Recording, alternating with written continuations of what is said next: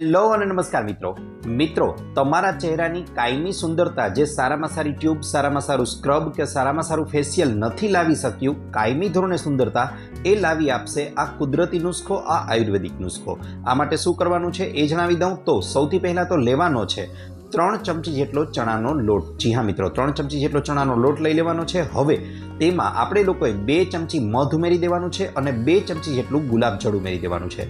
બધી વસ્તુઓને મિશ્ર કરી ચહેરા પર લગાવી લો અને 1-2 મિનિટ સુધી હળવા હાથે મસાજ આપી અને 15 થી 20 મિનિટ બાદ સાદા પાણી વડે ચહેરાને ધોઈ લો.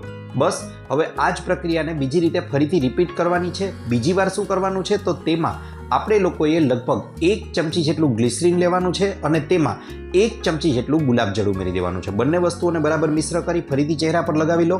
15 થી 20 મિનિટ બાદ પાણી વડે ધોઈ લો. આ પ્રક્રિયાને રોજ રિપીટ કરો. જેમ રિપીટ કરશો એમ ચહેરો સુંદર થવા લાગશે. આભાર.